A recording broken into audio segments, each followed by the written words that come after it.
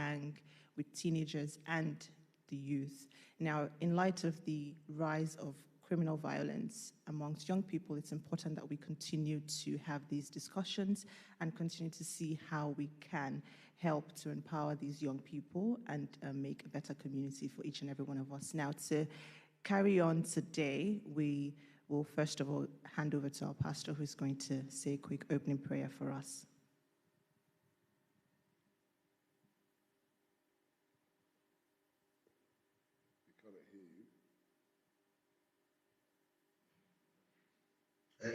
Diversity Watch and the Vox-Net people and the CRA Nottingham that is powering this program. I want to thank our panelists for coming in today. I want to say thank you to Carl St. Paul. Good afternoon, Carl. Good afternoon. Nice to meet you. I want to say thank you to Emeka, Ejiofor for joining us live. Carl is joining us from home. Emeka is here with us. So thank you for coming. And we are talking today about youth and teenage gangs, disengaging Black minority ethnic groups and youth and teenagers from crimes and gangs related activities. Brethren, I encourage you to please settle down and watch this, and especially our teenagers at home. And I believe that we will all be blessed, and our community and our society will be the better for it. So before we start, can we just have a short prayer? Father, we want to say thank you for the privilege to be alive and well. Thank you for the organizers of this program. Thank you because this program is a program that is going to benefit our community and our city and our nation as a whole. Father, we also commit the speakers into your hands, that we will learn a lot from them, that will make our community a better and a safer place to live in. Thank you, Lord, for in Jesus' name we have prayed. Thank you once again. God bless.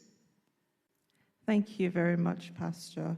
So with today's session, we will try to unravel some of the underlying issues that teenagers and young people face, and also to change the narrative among young people, as well as empowering parents, guardians, schools, and the community at large. Now, helping us with this today, we have our first guest joining me today, Emeka.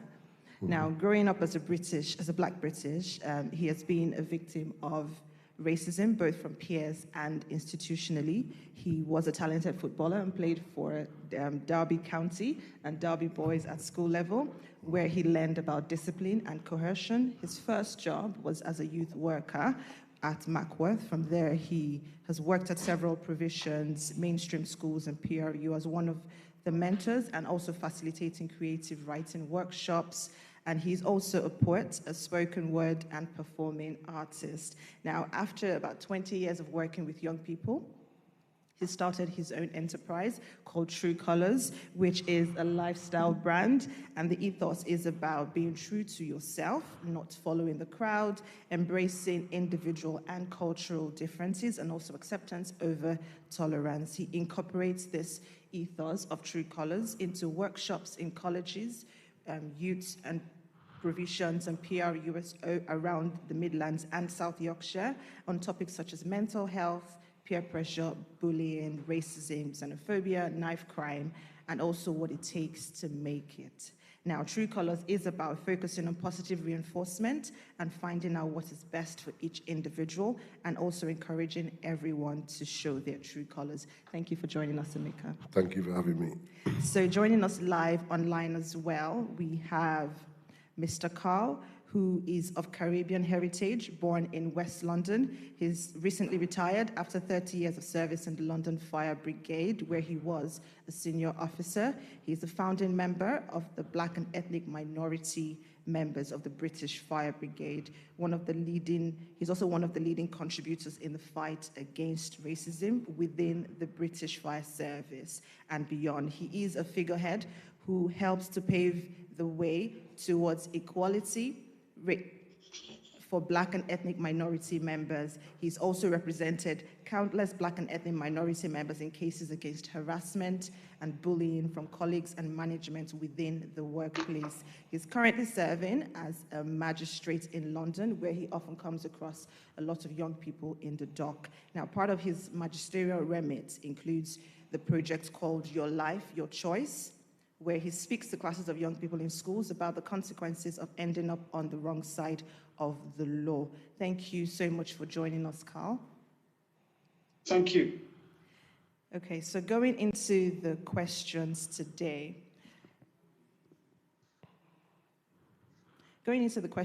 I'll start off with Emeka. I know you said that you have been, you've played football with Derby County, and you've been able to learn that cohesion and discipline, but along the side, you've also still experienced bullying of some sort, but you also had some mentors help you along the way. So what would you say the role of a family structure is, of a mentor is, in the life of a young person? Well, first and foremost, it's guidance. I think that's really important as a young person, because obviously when you've got people around you of your peers that are doing certain things, there are certain peer pressures that people fall to. But if you've got somebody who's older, who's lived it, who's experienced it, who's been come out the other side, which I had when I was playing football, you tend to listen to those people a lot more. So I truly believe that. We need people like that, especially when you're younger. But also when you are younger, we know we like to listen to ourselves. We don't like to listen to other people, and sometimes you do have to make those mistakes. And then that person says, "Well, I told you so," and that's kind of what happened to me. But then you learn quickly, and then you develop. That's if you're open to listening, though. And you have to be open into listening as well. Fantastic, thank you very much. So it's definitely not just the part of the mentor or the parent, so being willing and open to listen as a young person. Yeah. I'll direct this question to Mr. Carl as well. What's your take on this? What do you think the role of a family structure or a mentor is in the life of a young person?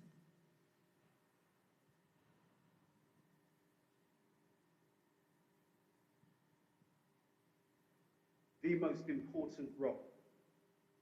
In terms of bringing young children into this world and bringing them up within a loving family surrounding, where they are socializing, where they are learning about life, learning about what's right from wrong, being told when they have done wrong, and being able to acknowledge when they have done wrong is probably the most important thing, because it's what starts a young person out in life. They will then go on to represent you, their family, when they go out into the world. And the foundations have been built from the moment that child has come into the household.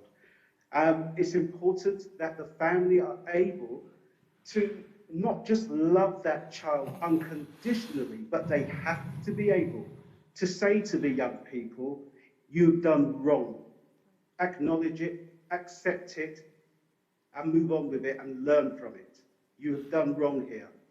And at the same time, when they do things that are good, that are right, be able to accept and acknowledge those as well. Those are the foundations of any family and of society. And our young people, if they come from a good background, such as that, they will thrive. They will not be led astray, because their characters will grow because they've been formulated in the correct way from source, from the very beginning. Fantastic. Thank you so much for sharing. So it's important that you're able to identify first, because if you can't place your finger on what the problem is, seeking a solution might actually be difficult. So it's important that parents, guardians, mentors, and even the young people themselves are able to identify what the issue is and then seek solution from there. Still with you, Carl. Now, peer pressure is common. It's a very common issue amongst young people today, as they tend to seek validation and acceptance from their peers. Now, I know in your line of work, you do come across a lot of young people in the dock. Now, why do you think this is the case? Why do you think that they form and hold on to these groups, to these gangs? Peer pressure is very important for a number of reasons. When I was in the fire service, I served 30 years in the fire service. And because of my own background and the way that I've been brought up, the one thing I never really wanted to do was become a part of a pack. I always wanted to maintain my individuality because I was proud of my individuality and I was also confident of it. So where peer pressure comes in, quite frankly, a lot of people, they tend to want to run with the pack rather than look at their own characteristics and say to themselves, actually, maybe these aren't the people that I should be running with. Peer pressure is easy from the outside looking in to be able to say, keep away from the negative aspects, keep away from those people who are going to lead you astray. But sometimes that power that the peer pressure has is almost to a point that it can't be resisted. So the power of the individual characteristic, and this is going back to the first question about how a person has been brought up to be confident in themselves, that is when it starts to play its part in life and be able to resist the peer pressures that are negative peer pressures. Fantastic. Thank you so much. So, I mean, it's definitely something a lot of young people struggle with. At the same time, a lot of young people feel the need to carry knives to protect themselves. Now, I'll put this question to you, Emeka. Why do you think this has become the case, and what steps do you think need to be taken to ensure a sense of security and protection for such young people who feel the need to, put a knife in their pocket just to ensure that they are protected from, foreseeable harm? I think that's a good question, but it goes back to similar to what Carl said as well. These questions all intertwine with each other because you've got your family network, then you've got the group, and the peer pressure is a massive thing about that. That's one side of it, because if you're rolling with a group of lads that are all carrying weapons, and they'll be asking you, why are you not carrying one yourself? And the young person will be like, well, I don't feel I need to. Well, you should, because if you're with us, you roll. And this is how it happens a lot. And then the other side is, it is 100% for protection. Some people feel fear when they leave their house. I've worked with young people like this in the district where they feel they don't feel comfortable leaving the house without some form of weapon on them, some form of knife, because they've been stabbed before, their friend's been stabbed before. So it's the whole matter of different things. But one of the biggest things to me, I think, is the peer pressure is the biggest thing for when it comes to guys pushing other people to do it. If it's not in your character, as Carl said earlier, if you've got a good upbringing and you've been taught these family values and you've got your mother and father there who are going to be like those role models for you, then he's going to tell you, don't be silly, son, put that knife down and don't take it out with you. If you haven't got that, you're going to go free. You can go into the kitchen, and this is what a lot of young guys have seen. They've gone into the kitchen, picked out the first sharp knife they've seen, put it in their pocket, and the mum said, put it away. They told them to do one and gone, because they've not had that person to sort of, not saying physically restrain them, but, give them that example. Look, I went there, I used to do this. It's not the right way. It's not the right path. So a role model is massive in that as well. But at the same time, peer pressure is another thing where we need to get young people, as Carl was saying, to try to think for themselves. And this is another reason why I started True Colours. It's about being true to who you are as opposed to following the crowd. And I'm trying to get more people to try to think outside of their own realm. It's hard. It's very difficult at times because you want to feel popular amongst the group. You want to feel like some people use it as, if you don't do this, then you're not a liked person. But once you know yourself and once you know what type of person you are, then those things can't affect you. But it's trying to get those people in so we can get these role models in, get these people feeling more self-esteem. So I think there's a few factors in it, but this is what we're working towards, right? To try and stop. Absolutely, yes. And knowing who you are and, like you said, showing your true color, Exactly. not necessarily the color of the people that you roll with or the people that you move around with. And I also like what you said, that the foundation, which is that family structure, is so important, because once we're able to figure that out, it definitely helps to prevent certain things as they rise. Now, still with you, Emeka, a lot of young people find freedom in expressing themselves through music. Yeah. And YouTube, as a social media platform, provides the space for them to do that. Now, a couple of YouTube videos, as we know, has been linked to violence Yeah. and even murder with Yeah. some young people. Now, do you think that this expressions by way of drill music in particular, do you think it encourages violent behaviors among young people, or do you think it's just an avenue for them to develop their talents? I think, again, like I say, these questions will always keep going back. It goes down to two things to me. There's two sides to it. One side is, yes, it does, because if you listen to some of the lyrics, very violent, very, how kind of revengeful, talking about what I'm going to do to you or how strong I am. But at the same time, a lot of that's bravado.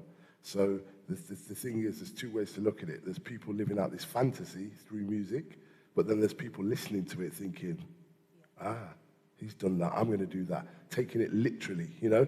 So, but then on the flip side of it, then you can say, these people are being really creative, because I worked as a youth worker. We worked in a music centre, and it's one of the things we used to get the young people to do was do concept writing, which is write around a topic of something.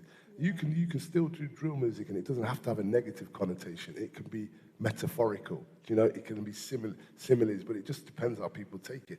So the music is great in one way for the creativity and keeping them off the streets, because music's not something you do in 10 seconds. You have to really work at it, learn the lyrics, get it down, get it to the studio. So it's time consuming. So there's a real good aspect to it. But at the flip side, there are people out there that are listening to it literally and going, right, I'm going to go and do this. And again, it goes back again to having that role model and also monitoring what your young people are listening to, what they're watching, and how they're moving with it. So I think there's both sides to that. I like to look at the positives more so, and the positives are the creativity side of it. I think that's brilliant. But on the negative side of it, the stuff that they're talking about is pretty negative. I mean, I don't listen to it that often, but I've heard enough lyrics to know, wow, that's intense, you know? So the guys doing this have got a responsibility of the message that they're putting out there as well. So it's yes and no, and I hope I've kind of come and balanced it. But yeah, I think if you want me to conclude, more so because of the messages put out, it can have a massive impact on negativity. But on the flip side, if I was working with them, I could turn that into something positive, 100%. And it's just the mindset of them and what message they're putting out there. So yeah. Yeah, I love the way you've ended that. It really is the mindset. And yeah, there are positive messages and there are negative messages as well. But monitoring, like you said, is also very important. Now, speaking on that monitoring and still with you, social media in so many ways can influence a young person's life. So it doesn't have to be through music. It could be through your normal Instagram or Facebook, you know, other types of posts that young people are open to and they have unfettered access to on social media. So do you think the internet or even the social media, the fact that it has grown so much and young people, a lot of young people, even from the age of 11, they now have mobile phones, they have access to the internet, you know, do you think that it sort of creates a public space to be monitored or a private space to be left alone just for them to be able to show their individual lives? Or do you also think that it can sort of create or encourage two lives? So when I say two lives, I mean the one life being a more formal life governed by something, and the other life just being you being able to truly express yourself? Yeah. Well, sadly enough, I have to admit, I'm old enough to remember when there was no internet, and I remember the other influences that we had, but because it was such more like going out and playing, it was more kind of creative in the fact of we had to make tree houses, we played football, we used our tops to do all these things. And obviously, as I've got older, these things have changed to social media, and you have to move with the times. And one of the things, as a teacher, I found out very quickly was what some of these young people, I'm like, where did you get that information from? You know, they come into class and they'd say something. I'm like, did your dad say? They said, no, I got it off the internet. And then this is the thing, so where did you get that from? And they go, oh, my friend sent me this. And then, so basically, somebody sent them something, and they've took it as gospel, and then they're repeating it in the class now. And so, to me, again, this is going back to that monitoring thing. This is going back to that overlooking certain aspects of social media, because there are some amazing things about social media which brings people together. It gives people the opportunity to have their own voice, even build their self-esteem and confidence. But at the same time, if you leave a young person to their own devices, not all, but a lot of them are going to go wild with it, because that thing is endless. You can start off watching, you know, a music video and end up watching, a dog catching a cat through the hole. So it just depends where you go with it. But I will say, me personally, on the whole, I think social media has got a lot of positivity, but also responsibility for these companies like Facebook, like Instagram, like YouTube, to be monitoring what people are allowed to watch and put up. And as well, parents have this also obligation to check, what's my son watching? What's my daughter watching? 14, but I know it's easy to leave your child up in the room because it's just chilled, isn't it? They've got the laptop there, but I think more monitoring of the things that people are watching are going to cause the internet to be, how can I put it, or social media to be a lot more geared into something positive. Because if you know, as when you're youngster, when you're left to your own devices, you can go and, you know, do whatever you want, look at whatever you want. And the other side of it as well, because when we did some classes, we did some IT classes with the kids I used to teach, and one of the things they said was, I want to build my own platform. And so, for instance, if they wanted to start a business or if they wanted to promote what they were doing, brilliant, amazing tool for that. But these are the kids that are focused on that. We're talking about this is open to anybody and everybody. And that's the dangerous side of it to me, because when it first started out, social media was just pictures on Facebook, and now it's videos, I've seen things that you shouldn't see on these things, you know, and I'm an adult, and I'm like, whoa, so what's this doing to the minds of young people? So it's, again, like the other question, I like to look at two sides of things. I like to see the good, I like to see the bad. Well, I prefer to see the good over the bad, but the bad, if you want me to conclude, is that they are left to their own devices, and they should be monitored more, and I think there should be caps on what people can watch and go into. We have in our school restrictions, and they have to ask the teacher or the tutor permission to go onto it, and then we look at what it is, and then we let them onto it. And I think that should be implemented a lot more so that we can I'm not saying to control them, but just so that we have an idea of what they're looking at and where they're getting these things from. So, yeah, the internet is great for that. The fact that you can be creative, you can broaden your network, and you can put out a positive message, but at the same time, if it's in the wrong hands, wow, you know. So I think monitoring it and more restrictions on social media, that would give us a better scope of an all-round positive image. Hope that's answered some of your questions. Yeah, definitely. I do agree with you. Now, like you said, it is an endless space that we have now, and I think there's also a fine line between monitoring and controlling. Yes, so exactly. if we're able to balance it, then you know, we should be able to have, I guess, more positives over the negatives, because in everything in life, to be honest, you can use stuff for different reasons. So you can get the positive, the advantage out of something, and also use it for, you know, what it's not for. Just to let our viewers know, we're having a little bit of issue with our second speaker.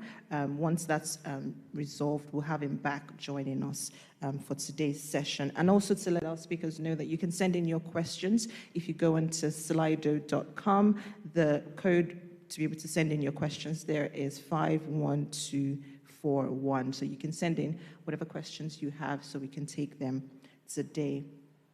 Now, speaking of monitoring, it looks like it's still going.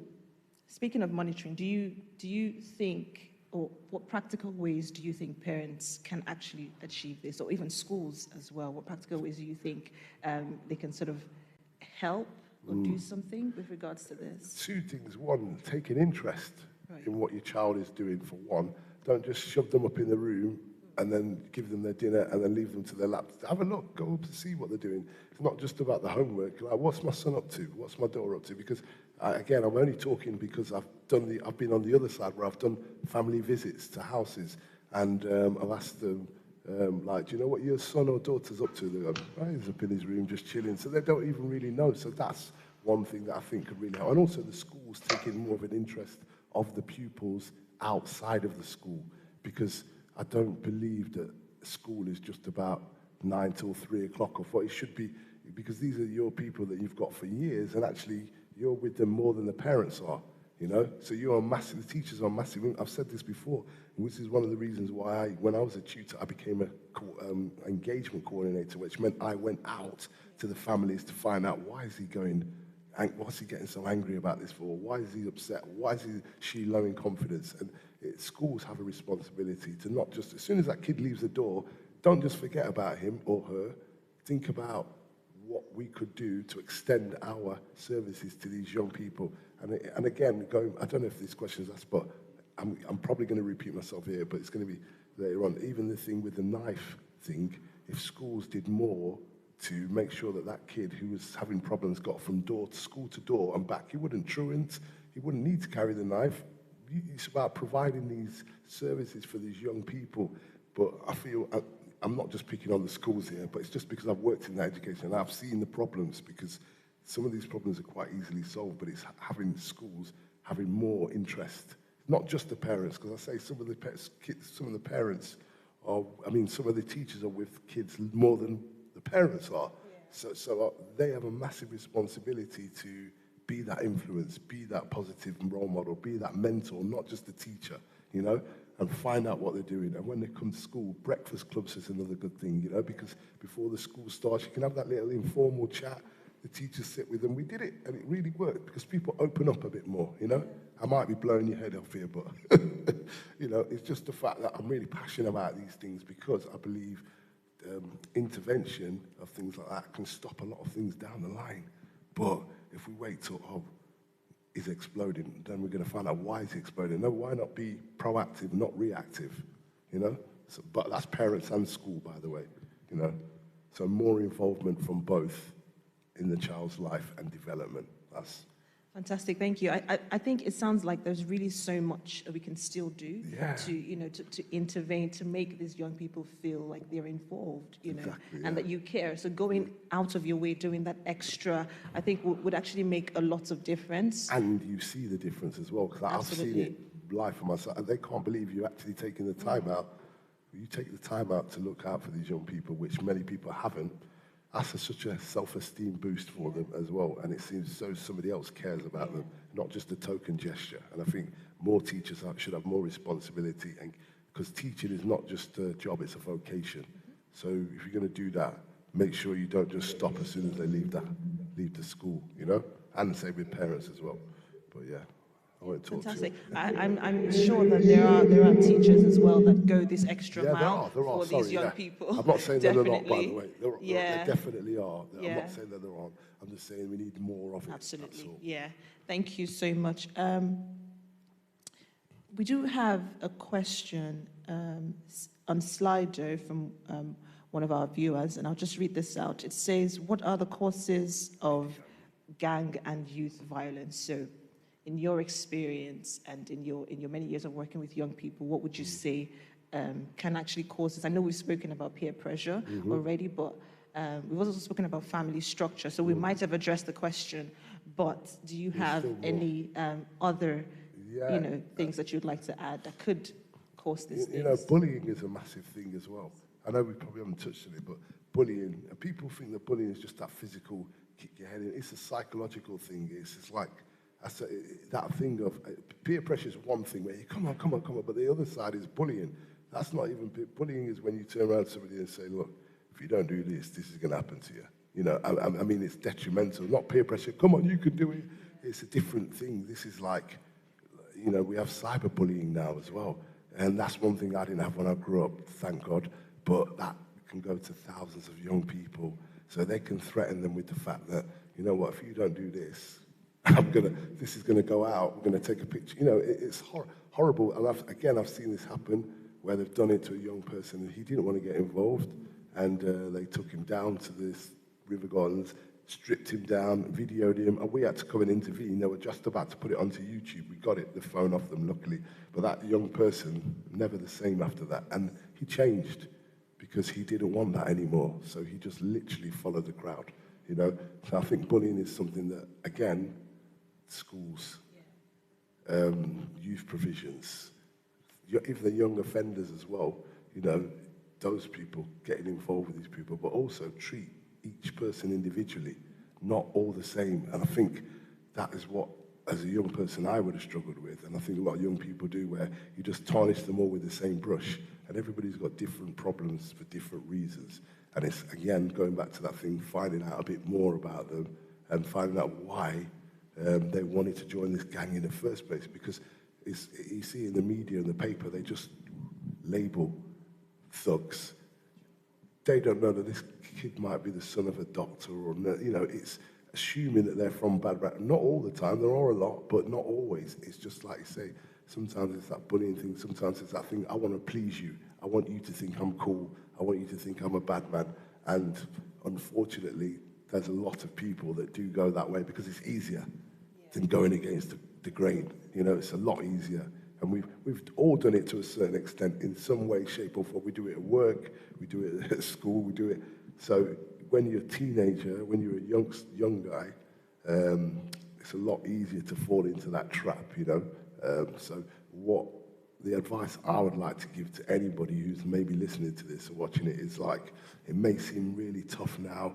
It may seem like you don't think anybody's got your back, but I tell you, you'll really, really, really appreciate your own inner strength of coming out of it, of just saying, look, you know what, this is not for me. Or even if you feel, I can see something happening in the future, if you feel that, come out of it. I know it's hard, but, you know, talk to other people outside of that group and hear what they have to say. And also, don't be scared to talk to your parents about it, because you might think they're going to go crazy at you, but they might be pleased that you've actually come to them with this problem, as opposed to just hiding it. And because no parent can deal with a dead body, but they can deal with a child that's come to them with a question first. So be proactive. Don't be scared to talk to somebody about it if you feel scared. And there's nothing wrong with being scared either, because that's an emotion which is only natural to human beings, and it actually makes you a strong person for showing your weakness. But sometimes the weakest people try to show they're really strong when they're not. So don't get fooled by the bravado of these guys, because a lot of them are cowards deep down and are very scared people, and they do that out of insecurity. So don't feel that you need to follow the crowd. That's what I'll say. Yeah, it's interesting that you say that it's also, it can be difficult to come out of that here that says, what is peer pressure? This is a 14-year-old person asking this question. Just, I don't know, in your own words, what would you call peer pressure? Our peer pressure is doing things to appease other people and doing things against your own will. That is peer pressure. You don't feel, if something doesn't feel natural to you, if it doesn't feel right to you, and people go on, do it, do it, do it, do it, do it. That's peer pressure. You don't need to do it because other people are telling you to do it. It might feel like, oh yeah, if I do that, they'll stop bullying me, or they'll stop, but the line doesn't stop there. It's just the next step and the next step. And you know what I always say? The most powerful word you can use in this world is no. It's so powerful. That's all we've got sometimes. You know, somebody says something to you, yeah, you might get a beating there and then, but you're out of it after that, you know? So peer pressure to me is doing something against your own will, forced on by the social group that you're within. That's what I think that answers the question. So I'll direct this next question to Carl. We have him back. Yes. Now, there is a claim that there are fewer police officers on the streets, and the police engagement with the community, with young people, is somewhat missing. Now, we know that there is a current increase in police funding across the country, with about 20,000 police officers to be recruited by March 2021. Now, this means that there will be more police officers tackling crime on the streets and, you know, trying to make people safer in their communities. Now, in your own understanding, do you think that recruiting this amount of police officers or having more presence on the streets, do you think this is, you know, a solution to the problem that we have, or sort of fostering a better relationship with these police officers and the young people?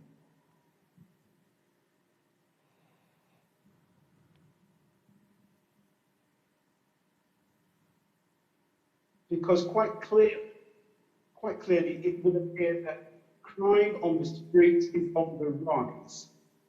So the police, and it's a funny number, 20,000, because 20,000 were actually taken away under Theresa May's government. And so they're literally putting right what they did wrong in the first place, but that's maybe for another time. We have to ask, what is the motive of putting more police back on the beat? Is it to reduce crime, Or are these people coming back into the service with the message of we have to understand and engage with our communities in order to foster a better relationship? I would like to think it is the latter, because if it is the latter, we have a chance. If it's not, and it's all about arrest rates bringing the crimes down, which is obvious, but if it's just about arrest rates, then it's not really going to solve anything, because I think what it will do, it will just make the youth more opposed to the police. Yes, we've got 20,000 more police officers in the forces across the country, but no, we haven't got any better at engaging. So it really depends on what the message is, what it is the government and the police forces are going to try to do. If they are smart, they will try to engage with their communities. They will try to understand their communities. They will try to work with their communities and get trust. If they can have trust within those communities, we really do stand a chance of moving on. But if we don't get that trust, we're going to be in trouble. Can I ask Carl a question? Is that okay? Yeah, absolutely. Carl, I want to ask you, do you not think, you talked about police in the communities, do you not think Yeah. it's important that people from those communities are from those communities to work with the people from those communities? Do you not think that, because one thing I've noticed is with police, a lot of police, they're not from the area where they actually live for safety reasons, so they're going in there without any idea of that culture of those people, the culture of the area, the way that it works, and they're just going in rough-handedly, and I think that causes a lot of friction. Do you think it's important that we need somebody from the same backgrounds to be in the same communities, or do you don't think that matters? My brother, you have got it spot on. Yeah. This is about diversity. Yeah. This is about looking at the people who you are bringing in into certain areas and saying, right, what is the best formula for us to get that engagement? If you employ 20,000 new police officers who are all white, yeah, mainly male, yeah, blonde hair, blue-eyed, upper working class, middle class backgrounds, yeah, it's not going to work. No. But as you've just said, if you have a diverse makeup and people, especially from within those communities, that has got to be a smart way to approach the new amount of police officers coming onto the forces around the country. Makes absolute sense. Thanks. Listen, I'm not going mad. Yeah, thank you. No, you're not. Thank you for that contribution. No I think that's really spot on. Now, still with you, Carl, we spoke about this earlier on, but I'd just like to get your input on this as well. We spoke about social media and the influence of that on young people's lives. So we spoke about whether it is a private space to be monitored or a public space to just be left alone so that these young people can do as they see fit, to be honest. And we also know that the police officers also make use of social media to find out certain things, to be able to sort of spot certain conflicts that might be brewing up online and prevent that from coming out in a sort of face-to-face violence. What do you think about this? Do you think that social media is a private space that should be left alone, or a public space that really needs to be intervened in or should be monitored for young people? I think ideally, and it's a very important word there, ideally, it should be left alone. Right. Practically and realistically, there is an argument for it to be monitored. Okay. Because if you leave it alone, it can't be managed and anything can go down. I mean, we are talking about youth violence today, but even things such as young girls being pressured, being groomed online.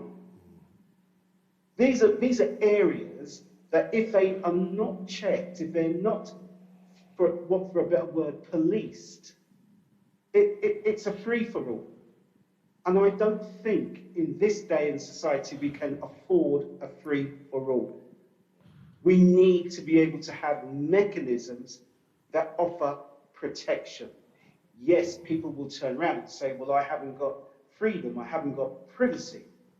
But quite frankly, I think I would be better off feeling safer knowing that at least these, some of these sites are being monitored. Let me give you an example.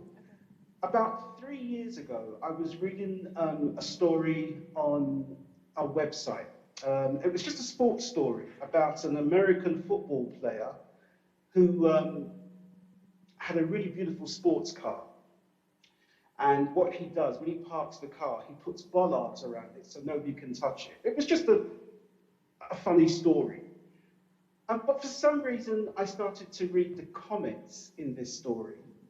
And the comments were from, I can only assume, white people, because it was a black American footballer, from white people who were saying, oh yeah, he probably swings from the chandeliers like he does in the jungle. And the comments were getting worse and worse. And it seemed to me as if nobody was checking this. It was going completely unchecked.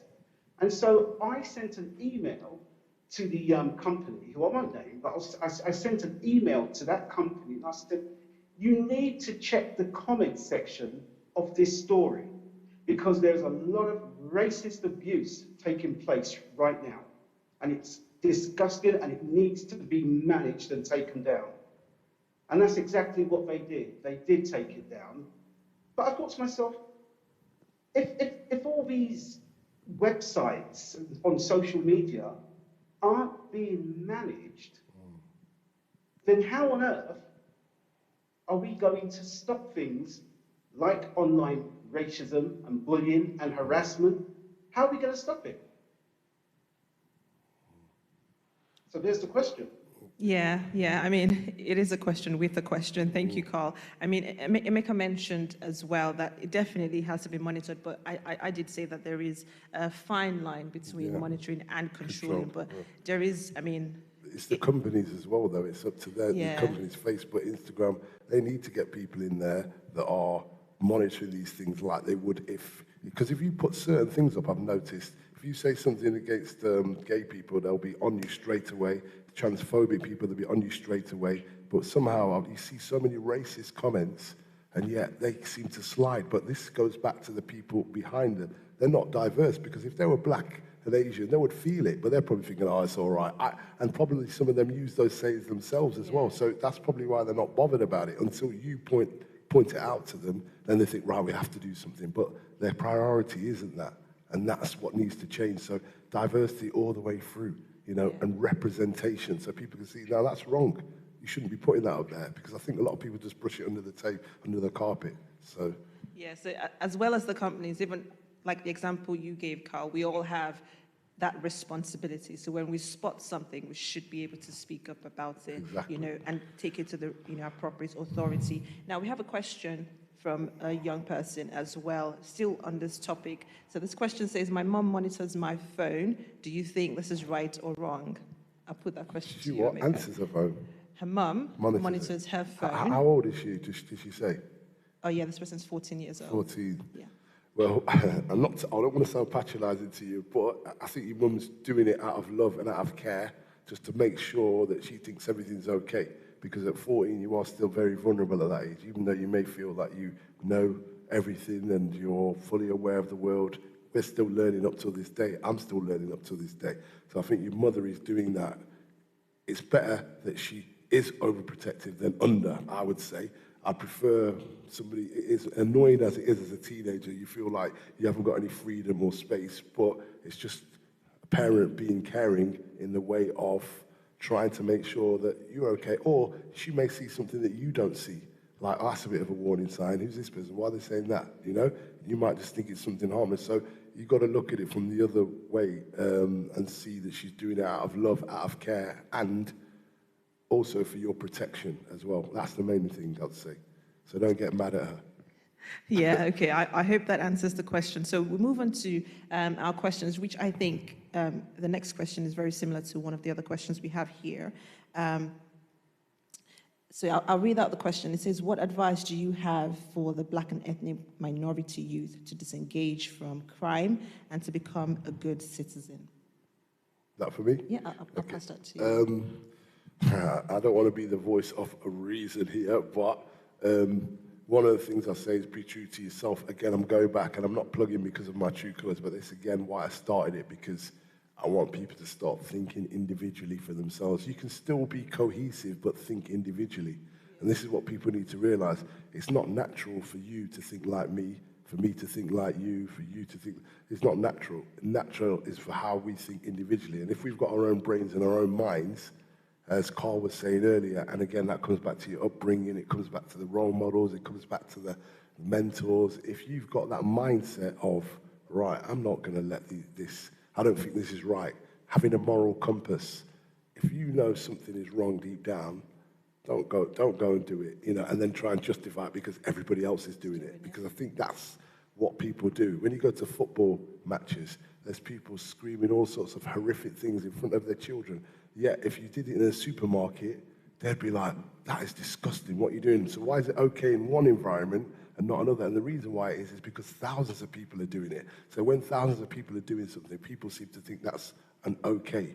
And that's why I'm telling people to show their true colours, have their own brains, have their own minds, but embrace other people's individuality as well. And once you do that, once you become comfortable in your own skin, you can't let other people tell you what to do or how to do it, You can listen to advice, but you shouldn't be forced into doing anything that you don't feel is natural to you. I hope that's answered some of the questions. Yeah, I think having your own mindset plays a huge role in this, so that you can be able to decipher for yourself what is right and what is not. Exactly. Being able to make my own decisions regardless of the group I people. am surrounded by. I'll pass the same question to you, Carl. So some young people are from disadvantaged backgrounds, and some of them have been excluded from school, so they're neither learning nor even earning. So what ways would you advise that they can be encouraged to live better lives in their community, Well, even I by mean, the my brother government as well? answered the question perfectly. There's not a great deal more I can add to it. But one thing I will say, as a magistrate sitting on the bench when young people come before us, especially if they're, like, I look at them and I think to myself, okay, so you have made a wrong choice, which is why you are here in the first place. You've run with the crowd. You wanted to be a part of the pack. Do you really know what is right from wrong? And the answer is yes. Invariably, they do know what is right from wrong. Here's the question I always think to myself that I would like to ask them. Do you want to live a life where you are taking part in crime, you are suffering under peer pressure, but it means consequently you are always looking over your shoulders? Or do you want to live a life where you're doing the right things, you are striving to make a good career for yourself, and you are not looking over your shoulders? You're not waiting for somebody to attack you because you belong to this gang or they belong to that gang. Is that the life you really want to choose for yourself? And if you look at some of the examples we have out there, and I'll give you the biggest example of them all, who came from a single parent family and became the most powerful person in the world, Barack Obama. Yes, people will say that's an extreme, but it worked.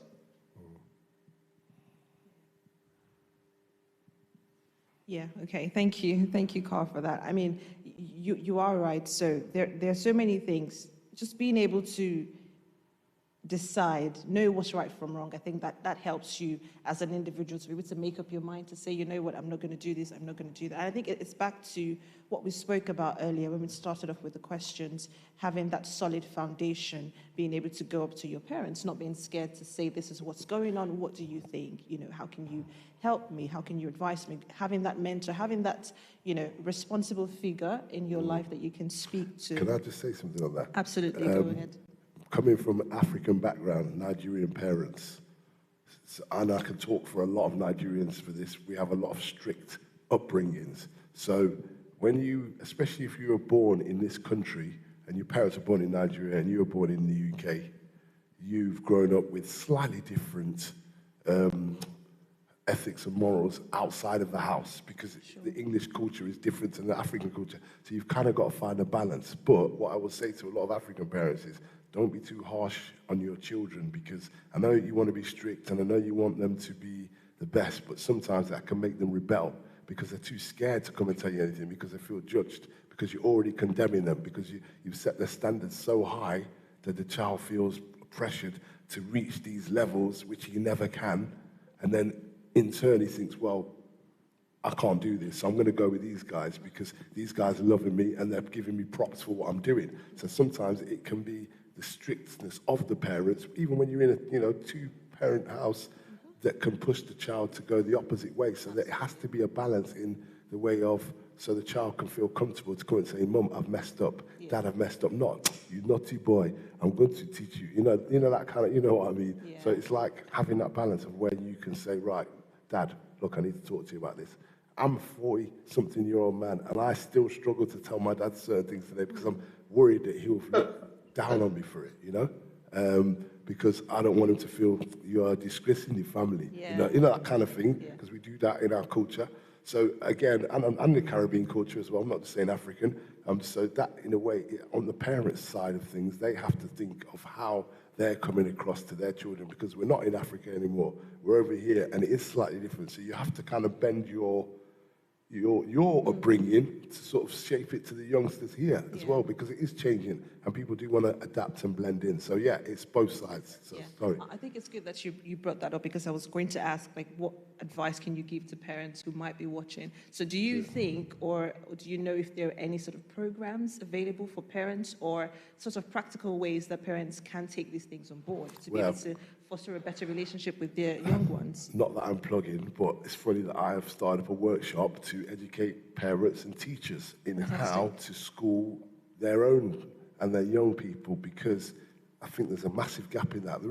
I haven't seen anything like that. And also, because I'm a product of that, I know exactly how to come across, where to come from, should I say, because I've experienced it myself, and it's just getting that balance right, where you feel comfortable enough to tell your parents something, and you're not going to get that absolute whatever you're going to get, the tirade or the fear of, like, I feel really bad, because it brings anxiety on. Sure. It brings anxiousness on. So, yeah, I have a workshop, SYTC workshop for parents and teachers. It's only slowly building, but we can talk about that at the end. But yes. Yeah, so that's Show Your True Colors workshop. So you should check that out if you're a parent and you're having troubles or struggling building that relationship with your young one at home. You can please check out Show Your True Colors. And also we do with the young people there as well as the family, if they want to do that as well. Together. So, because I think that's where you get it all out in the open. And then they don't feel as scared to say what their bit is. And then the parents can get their frustrations out, and I can kind of mediate, if that makes sense. That's a good one. So we'll just move on to the next question, and I'll put this to you, Carl. So what measures do you think are currently available to prevent recidivism? So this is reoffending of young people when they've offended, they've gone in and done time, and they've come back out to the community. What measures do you think are in place to prevent them from doing the same thing over again and reintegrating into society properly? There are a lot of rehabilitation courses that young people can be sent on, and that can start from the court system. To get people, but they have to be pretty much almost means tested to see whether or not they would suit the course, depending on what the course may be. Okay. In terms of emotional, psychological, physical, there are a number of courses that young people can go on to try and get some confidence in themselves that they don't need to live a life of crime. But they have got to want to do it in the first place. Mm-hmm. I'm currently on a scheme called Your Life, You Choose. We give the information that they can go on certain types of courses, they can learn about mechanics, or they can go into something more artistic, or they can go into something more business, but they have to want to do it in the first place. They need to have to want to say to themselves, I do not want to go back into prison. I do not want to go back into jail. I do not want to go back into that Young Offenders Institute, because that's not going to get me anywhere. And if I'm going to make a life for myself, I need to start now.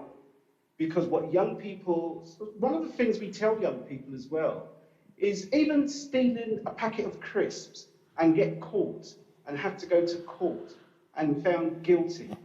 Do you know what the consequences of that could be? It could be that you don't get the opportunity to go abroad, for instance, to another country, because you have a criminal record. So your parents wanted to take you to Disneyland if you were so lucky. You wouldn't be able to go, believe it or not, because you've got a criminal record. That is not something that you want, because it will hold you back. There will be careers, certain careers that you just wouldn't be able to go into. I've been a firefighter for 30 years, but people with certain criminal records who might love to join the fire service, they wouldn't be able to do it because they've got a criminal record. So in terms of understanding the consequences of breaking the law in the first place, one of the things that is key to helping stop people reoffending is understanding that this offence that you've committed may very well come back to bite you on the backside in the future. And lots of your dreams and aspirations are crushed already.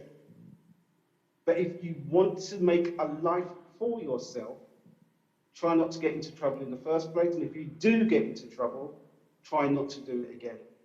There are lots of partnership organisations with the police, other services.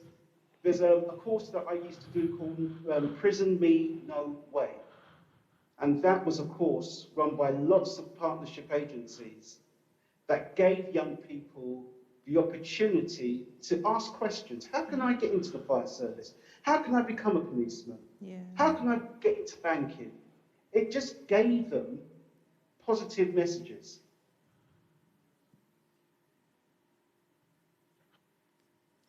Oh, I think we've just lost Carl there. No, I'm still here, sorry. Okay. It's all gone. Technically, I've had a nightmare today, and I can't see you anymore. I wasn't too sure if I was still on. But I'll just finish what I'm saying without being able to see you. Yes, as long as the young person wants to stop doing what they've been doing and understand that still there might be an opportunity for them to move forward and get involved in some of the courses that are out there for them, there is a chance that they can still make something of their lives. I think we've just lost the audio from Carl there. But just if you want to take anything away from there, just young people being aware of the repercussion of, the consequences of certain actions, I think should be able to help them to make that decision, on the spot, to be able to decide, okay, I'm going to do this, I'm not going to do that. Now, we have just 2 minutes left, and very quickly, I'd like to ask you, Emeka, any last words of advice to young people that may be watching, parents, school teachers, the community at large, just, the enforcement authorities? What last words would you have? First things I'll say is don't be afraid to make mistakes, and when you make those mistakes, try not to repeat them. Learn from the mistakes. I would say the biggest lessons are your mistakes. The bigger the mistake, the bigger the lesson. So that's one thing I'll say, don't be ashamed about it, own up to it, but then move forward from it. Don't hide from it, because I think that can escalate and turn into something bigger. Teachers, get more involved with the young people, get more involved, learn about their family background, learn about their cultures. If you don't know about their cultures, learn about the areas that they're from. Want to know a bit more about what their interests and hobbies are, and not just either side of it, how they do in school, what's their life like at home, what makes them happy, what makes them tick. Get to know them. That's what makes a great teacher. And also you'll find that the youngsters will respond to you so much better. To parents, I'll say to parents, try not to be too judgmental on your kids. Try not to be too soft on them as well. Just find a balance and get to know them a bit more and ask them those questions that you maybe think they don't want to ask, but they might be surprised. Wow, my mum's taking interest in this, so he might get a positive reaction, Also monitor them and don't be scared to, even if they put you off, have a look at what they're doing when they're upstairs in their room. And then last but not least, I'll just say to people, be true to who you are. embrace culture and individual difference, and show your true colours. That's Show it. your true colours. Love that. Just a last quick word from you, Carl. A lot of young people struggle. They bottle things up, and they're not able to say this out to people. What last words do you have for them? For the young people who are struggling, in terms of trying to find help, there is always help out there. There really is. It could be from your peers, it could be from your parents, it could be from your guardian. You could do a bit of research yourself to find out where you might be able to get some assistance. But this all goes right back to the very beginning. If it's possible to go back to the family network, it may not have to be your parents, it might be a cousin, it might be an aunt, it might be someone who you are just able to relate to. The important thing is open dialogue.